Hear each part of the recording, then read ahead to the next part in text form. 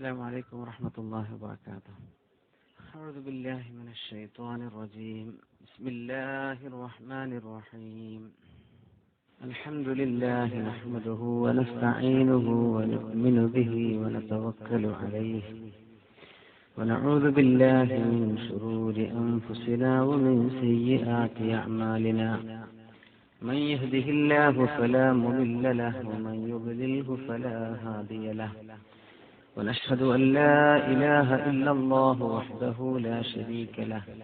ونشهد أن سيدنا ونبينا وحبيبنا محمد رسول الله صلى الله عليه وسلم عبده ورسوله أدى الأمانة ونصح الأمة وكشف الله به الغمة وجاهد في الله حق جهاده حتى أتاه اليقين.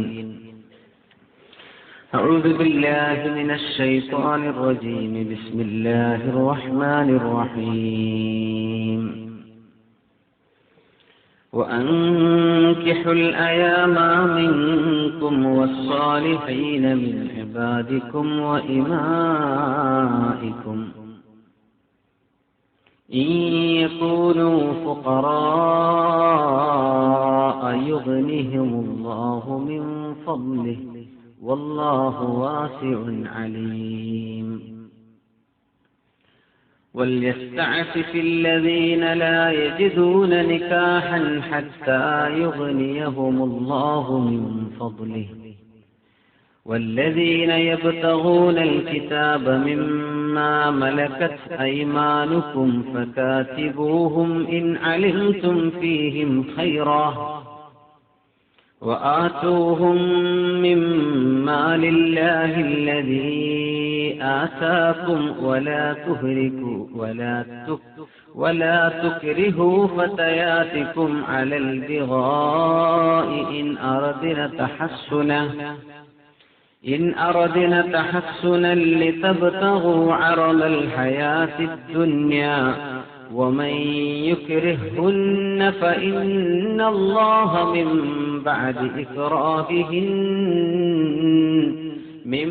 بعد إكراههن غفور رحيم.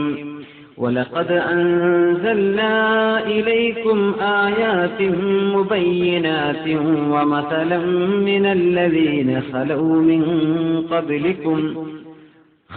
من قبلكم وموعظة للمتقين. صدق الله العلي العظيم. بارك الله لي ولكم في القرآن العظيم ونفعني وإياكم بما فيه من الآيات والذكر الحكيم وعصمني وإياكم برحمته من الشيطان الرجيم. ബഹുമാന്യരായ പണ്ഡിതന്മാരെ, സയ്യിദന്മാർ, മുഅ്മിനീങ്ങളെ, മുഅ്മിനാത്തുകളെ, അല്ലാഹു സുബ്ഹാനഹു വ തആല നമ്മൾ ഇവിടെ ഒരുമിച്ച് കൂടുന്നത്, ഇവിടെ ഇരിക്കുന്നത്, പഠിക്കുന്നത്, കേൾക്കുന്നത്, ചിന്തിക്കുന്നതെല്ലാം നമ്മുടെ നന്മയുടെ ഫിലാസിൽ കനം തൂങ്ങുന്ന അമലായി അല്ലാഹു സ്വീകരിക്കുമാറാകട്ടെ. നമ്മളൊക്കെ ഓരോ ദിവസവും ചെയ്യുന്ന പാപങ്ങൾ പൊറുക്കപ്പെടാൻ അല്ലാഹു ഇതൊരു പ്രായശ്ചിത്തമായി, കഫാറത്തായി അല്ലാഹു സ്വീകരിക്കുമാറാകട്ടെ. പരിശുദ്ധമായ സൂറത്തിന്റെ ഈ സൂറത്തിന്റെ തന്നെ മർമ്മപ്രധാനമായ അല്ലാഹു നൂറുസ് സമാവാതി വൽ അർദ്, പ്രപഞ്ചത്തിന്റെ പ്രകാശമാണ്, പ്രകാശത്തിന്റെ ദാതാവാൻ അല്ലാഹു എന്ന് പറയുന്ന ഈ സൂറയുടെ ഹൃദയഭാഗമായ ആയത്തിലേക്ക് ഇനി അധികം ദൂരമില്ല. 35-ാമത്തെ ആയത്താണ് അല്ലാഹു നൂറുസ് സമാവാതി വൽ അർദ്. നമ്മൾ ഇന്ന് ചർച്ച ചെയ്യുന്നത് കഴിഞ്ഞ ക്ലാസ്സിലെ നമ്മൾ മനസ്സിലാക്കിയ 32-ാമത്തെ ആയത്തും 33, 31, 2, 3 ആയത്തുകൾ ഇൻഷാ അല്ലാഹ്. അല്ലാഹു തആല നമുക്ക് ഇൽമിൽ ബറക്കത്തും അമലിന് തൗഫീഖും ചെയ്ത് അനുഗ്രഹിക്കുമാറാകട്ടെ. നിക്കാഹ് എന്ന ഒരു ഇബാദത്തിനെ സംബന്ധിച്ചായിരുന്നു നമ്മൾ തുടങ്ങി വെച്ചത്. വഅൻകിഹുൽ അയാമ മിൻകും വസ്സാലിഹീന മിൻ ഇബാദികും വഇമാഇകും. വഅൻകിഹു, മുഅ്മിനീങ്ങളെ നിങ്ങൾ നിക്കാഹ് ചെയ്യിച്ചു കൊടുക്കണം. അൽ അയാമ മിൻകും വസ്സാലിഹീന മിൻ ഇബാദികും വഇമാഇകും.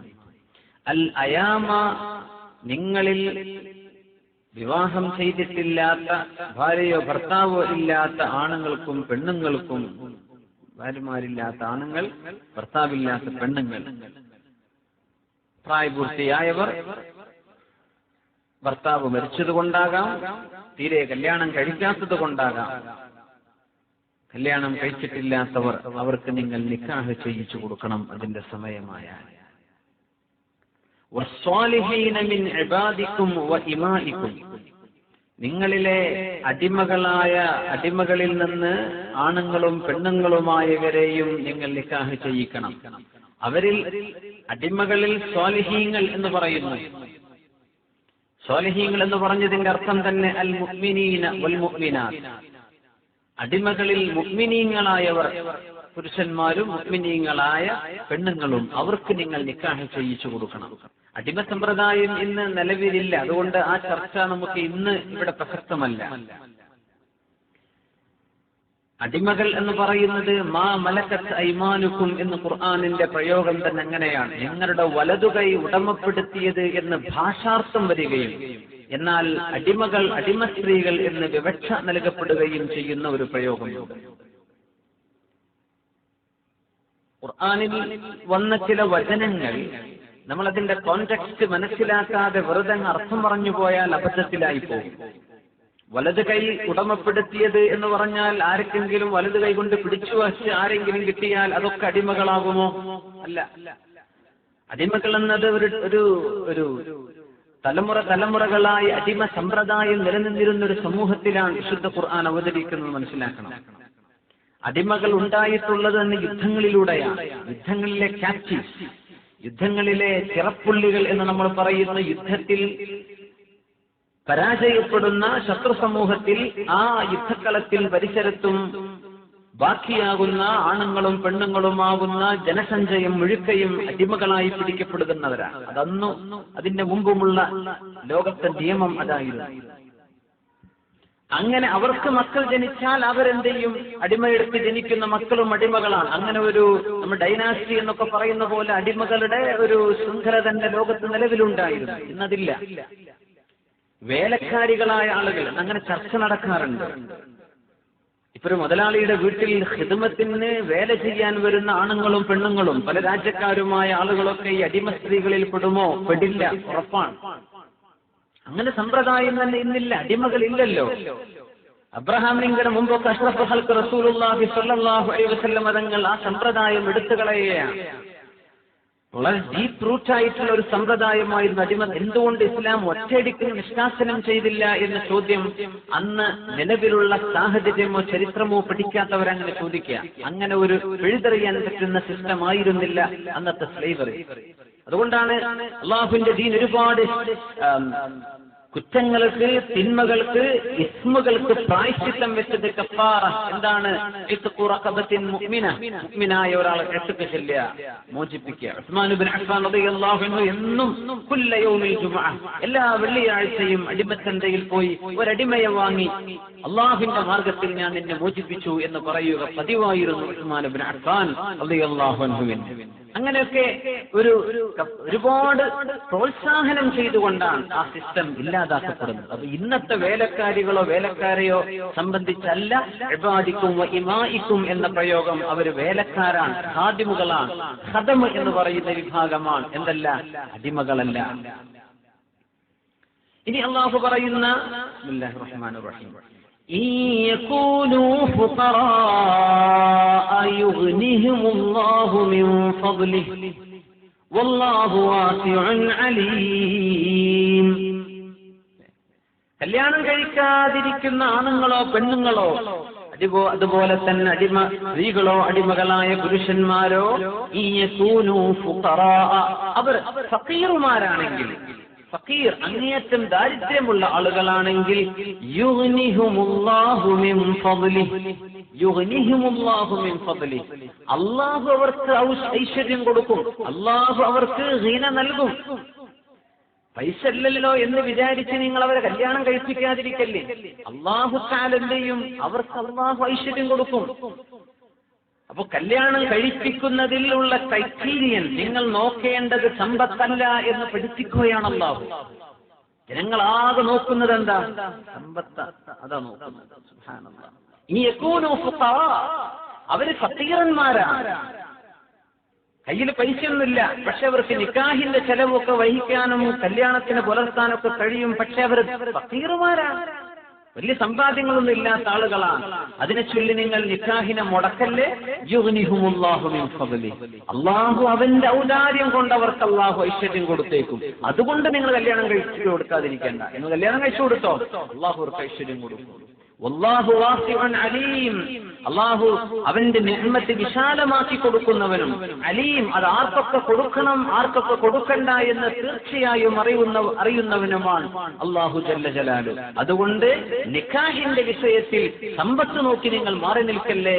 അല്ലാഹുവിന്റെ ഹബീബ് റസൂലുള്ളാഹി സ്വല്ലല്ലാഹു അലൈഹി വസല്ലം നിക്കാഹിന്റെ ഷർത്തുകളായ അല്ലെങ്കിൽ പരിഗണിക്കപ്പെടേണ്ട ക്രൈറ്റീരിയൻ, അതിന്റെ മാനദണ്ഡങ്ങൾ, അതിന്റെ മആയിർ എന്താണെന്നോ അല്ലാഹുവിന്റെ റസൂൽ പറഞ്ഞത് അതങ്ങ് നടപ്പാക്കിക്കൊള്ളൂ. നമ്മൾ കഴിഞ്ഞ ആഴ്ച പറഞ്ഞു ഹദീസ് അല്ലേ, ഇദാ അതാകും മൻ തർളൗന ദീനഹു വഖുലുഖഹു ഫസവ്വിജൂഹു. ഒരു ചെറുപ്പക്കാരന്റെ അല്ലെങ്കിൽ ഒരു പെണ്ണിന്റെ സ്വഭാവം, അവളുടെ ദീൻ നിങ്ങൾക്ക് ഇഷ്ടമായാൽ കല്യാണം കഴിച്ചേക്കും. ഒരു ചെറുപ്പക്കാരൻ വന്നു, അയാളുടെ ദീനും ആ ചെറുപ്പക്കാരന്റെ സ്വഭാവവും നിങ്ങൾക്ക് ഇഷ്ടപ്പെട്ടു, ഫസവ്വിജു എന്നാ കല്യാണം കഴിച്ചേ കൊടുത്തേക്ക്. നിങ്ങൾക്ക് പ്രായപൂർത്തിയായ മക്കൾ, കല്യാണം കഴിക്കാനുള്ള മക്കളുണ്ടെങ്കിൽ അവർ വിവാഹം ചെയ്യിച്ചു കൊടുക്കും. ഇല്ലാ തഫഅലു, നിങ്ങൾ അങ്ങനെ ചെയ്തില്ലെങ്കിൽ തകുൻ ഫിത്നത്തുൻ ഫിൽ അർളി വഫസാദുൻ കബീർ, ലോകത്ത് ഫിത്നയുണ്ടാകും, വലിയ ഫസാദും ഉണ്ടാകും എന്ന് റസൂലുള്ളാഹി സ്വല്ലല്ലാഹു അലൈഹി വസല്ലം.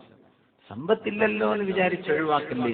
യകൂനു ഫുഖറാ, ദാരിദ്ര്യമാണ്. അവരൊന്നിപ്പോ മുമ്പൊക്കെ ഗൾഫുകാരനാണ് എന്ന് പറഞ്ഞ് കെട്ടിച്ചു കൊടുക്കുന്ന ഒരു സമ്പ്രദായം ഉണ്ടായിരുന്നു. തിരുവനന്തപുരം ഭാഗത്തൊക്കെ പ്രത്യേകിച്ചു അവിടെയൊക്കെ ഗൾഫിലാണെന്ന് പറഞ്ഞ പിന്നെ ഒന്നും നോക്കില്ല. പക്ഷെ ഇപ്പൊക്കെ മാറി. ഗൾഫിൽ എന്താണ് പണി, ഫാമിലി സ്റ്റാറ്റസ് ഉണ്ടോ, കല്യാണം കഴിഞ്ഞവളോ കൊണ്ടുപോകോ, എത്രയാവുന്ന ശമ്പളം, ഇതൊക്കെ ചോദിക്കുന്ന ഒരവസ്ഥയിലേക്ക്.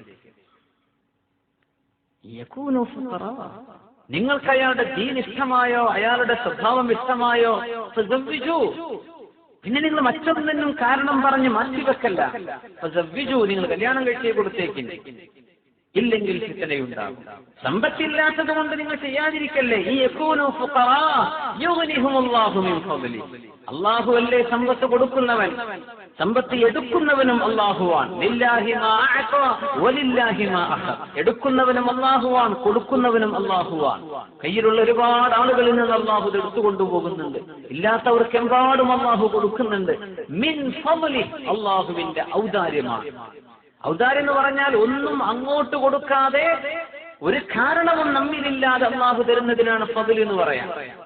നമ്മൾ എന്തെങ്കിലും ഒരു നന്മ ചെയ്തു, ഒരു ഗുണം ചെയ്തു, ഒരു നല്ല കാര്യം ചെയ്തു, ഒരു സ്വാലിഹായ അമല് ചെയ്തു, അതിന് അല്ലാഹു ഒരു പ്രതിഫലം തരുന്നു, അതിന് ഫദ്ൽ എന്നല്ല പറയാം, അതിന് അല്ലാഹുവിന്റെ സവാബാണ്. അല്ലാഹുവിന്റെ സവാബ്. ഫദ്ൽ എന്ന് പറഞ്ഞാൽ നമ്മളൊന്നും ചോദിച്ചിട്ടില്ല, അങ്ങനെ കൊടുക്കുന്നത്. അങ്ങോട്ട് കൊടുത്തിട്ട് ഇങ്ങോട്ട് കിട്ടുക. ചില മനുഷ്യന്മാരുടെ സ്വഭാവത്തെ കുറിച്ചൊക്കെ മഹാനായ ഇന്ന് ജീവിച്ചിരിപ്പുള്ള വലിയൊരു ഖുർആൻ പണ്ഡിതനുണ്ട്, അമേരിക്കക്കാരനായ കാലിഫോർണിയയിൽ താമസിക്കുന്ന മഹാനായ ഷെയ്ഖ് ഹംസ യൂസഫ്, അല്ലാഹു അദ്ദേഹത്തിന് ദീർഘായുസ്സ് കൊടുക്കുമാറാകട്ടെ.